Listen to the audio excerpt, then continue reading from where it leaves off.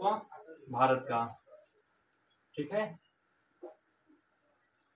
भारत की अवस्थिति कहाँ है? तो अक्षांश 8 डिग्री 4 मिनट उत्तर से लेकर 37 डिग्री 6 मिनट उत्तर। जैसे कि आप जानते हैं कि यह है पृथ्वी।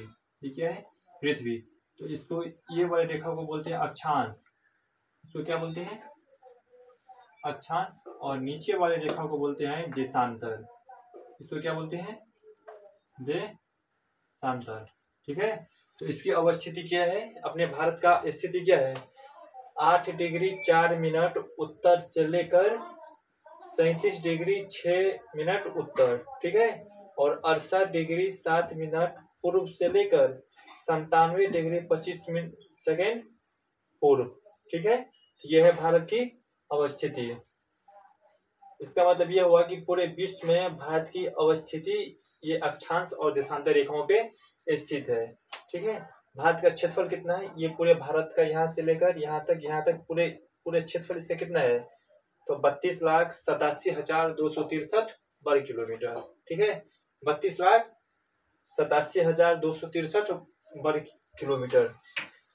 ये किस गोलार्ध में स्थित है? तो यह है उत्तर में। जैसे कि अगर ये है पृथ्वी, ये क्या है? पृथ्वी, तो ये कहाँ स्थित है? यहाँ पे। ये बीच में विषुवत रेखा, ये बीच में कौन सी रेखा है? पूरे पृथ्वी को 2 बराबर भागों में बांटता है विषुवत रेखा। तो अपना भारत कहाँ स्थित है? यहाँ पर। ठीक है, क्षेत्रफल कितना है? 32,87,263 वर्ग किलोमीटर। ये कौन सी गोलार्ध में स्थित है? तो उत्तर में। ठीक, भारत की लंबाई कितनी है? तो पूर्व से पश्चिम,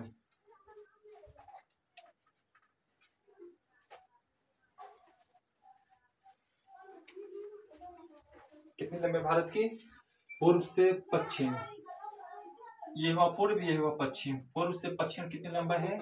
पूर्व से पश्चिम है 2933 किलोमीटर। और उत्तर से दक्षिण की लंबाई कितनी है?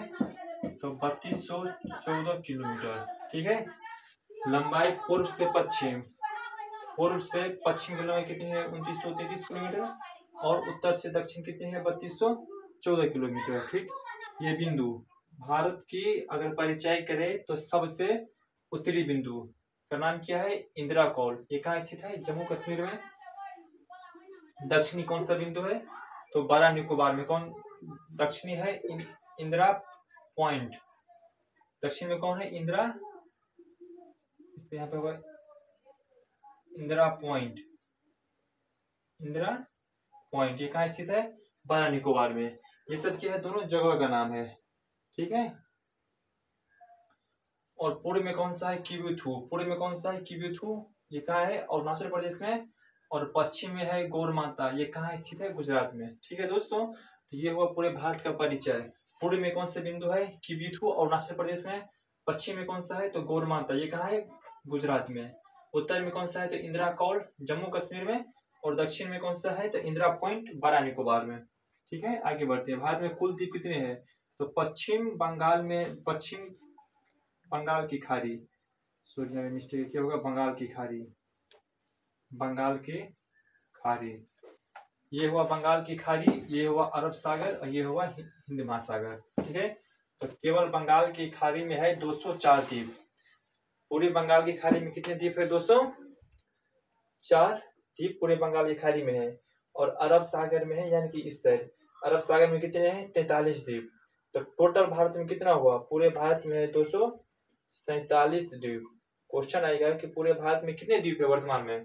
कितने? 247 द्वीप। ठीक है, अगर हम लंबाई करें भारत के, तो स्थलीय सीमा यहाँ से लेकर, आप जानते हैं कि यहाँ से लेकर ये पूरा है पानी वाला भाग, यहाँ से क्या तक? यहाँ पर ये पूरा है, यहाँ से लेकर यहाँ तक। कौन सी भाग है? ये पानी वाला भाग। ठीक है, हम बात कर रहे हैं स्थलीय सीमा, यानी कि वो सीमा जो जमीन से जुड़ा हो। ठीक है, स्थलीय सीमा कितना है? 15,200 किलोमीटर। यानी कि यहाँ से लेकर और यहाँ तक कितना है टोटल? 15,200 किलोमीटर। स्थलीय सीमा कितना है?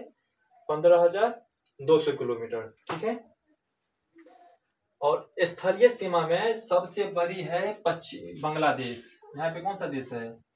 यहाँ पे सबसे बड़ी है कौन सा देश? बांग्लादेश।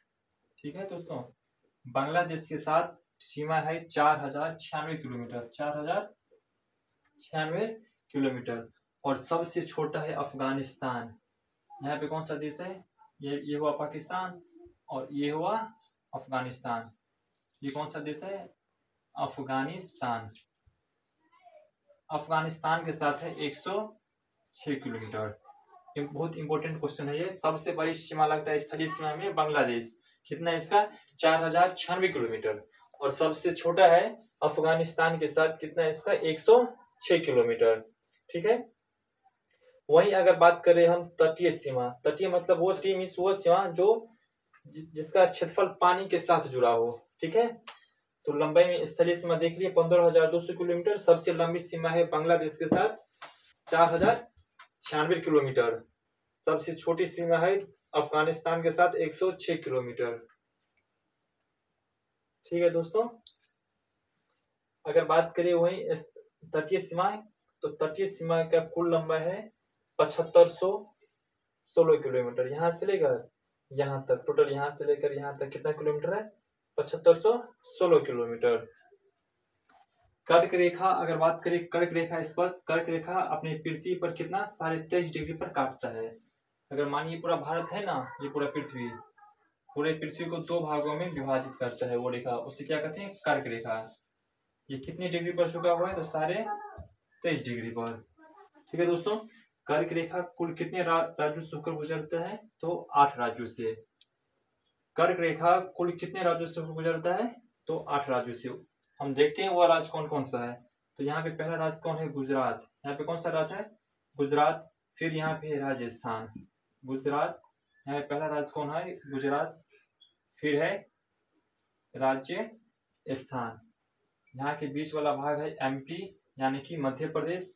फिर यहाँ पे है छत्तीसगढ़। यहाँ पे कौन सा है? छत्तीसगढ़। यहाँ पे है झारखंड। यहाँ पे कौन सा है? झारखंड। और झारखंड के बाद यहाँ पर है पश्चिम बंगाल।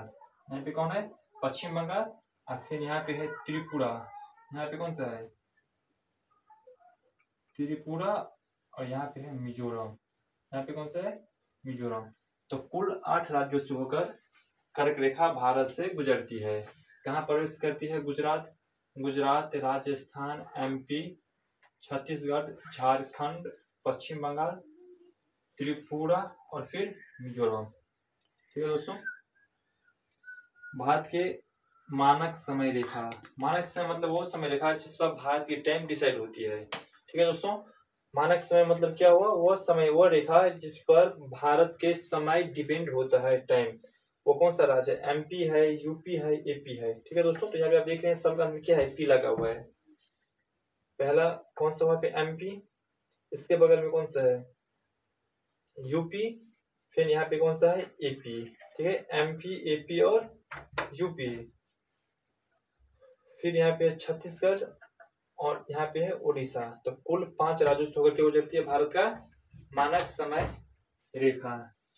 ठीक है दोस्तों। और इसे आगे हम देखते हैं। भारत के स्थल से जुड़े 7 पड़ोसी देश। मतलब भारत का वो देश कौन सा है? भारत का पड़ोसी जिसका बॉर्डर हिंदुस्तान के बॉर्डर से लगता है। तो चलिए हम देखते हैं कुल कितने राज्य है? 7 राज्य। अगर ये हुआ भारत, तो ये हुआ पाकिस्तान। ये कौन सा राज्य है? पाकिस्तान। ये है अफगानिस्तान। ये पूरा हुआ चीन। यहाँ हुआ नेपाल। ये हुआ पाकिस्तान, ये हुआ अफगानिस्तान, ये हुआ चीन और ये हुआ नेपाल। इसके बगल में यहाँ पे कौन सा छोटा सा देश है? भूटान। ये हुआ पूरा म्यांमार, जिसे आज का नया नाम है बर्मा। फिर म्यांमार, फिर बांग्लादेश। यहाँ पे कौन सा है? बांग्लादेश। तो ये कुल कौन सा देश है? भारत का स्थलीय मार्ग से जुड़ा हुआ देश। ठीक है दोस्तों। और कुछ हम जो इम्पोर्टेंट क्वेश्चन है ऑब्जेक्टिव, उसको हम इसमें कवर कर लेते हैं। यहाँ पे कौन सा शहर है? रांची। ठीक है दोस्तों। यहाँ पे कौन सा है? रांची। रांची किस रेखा पे स्थित है? तो हमारे कर्क रेखा पे। रांची कौन सा रेखा पे स्थित है? कर्क रेखा पे। अंडमान निकोबार भारत का सबसे बड़ा द्वीप है। यहाँ पे कौन सा है? अंडमान निकोबार। ठीक है दोस्तों। देखिए ये सबसे बड़ा द्वीप है। अब कुछ इम्पोर्टेंट क्वेश्चन हम देख लेते हैं। स्थल और जल से जुड़े 3 देश। मतलब वो देश जो जमीन से भी जुड़ा है और जल से भी जुड़ा है। तो वो 3 देश है, पाकिस्तान, बांग्लादेश और म्यांमार। यहाँ पे कौन सा देश है दोस्त? पाकिस्तान, यहाँ पे है बांग्लादेश और यहाँ पे कौन सा देश है? म्यांमार। ठीक है, ये 3 ऐसा देश है जो पानी से भी जुड़ा है और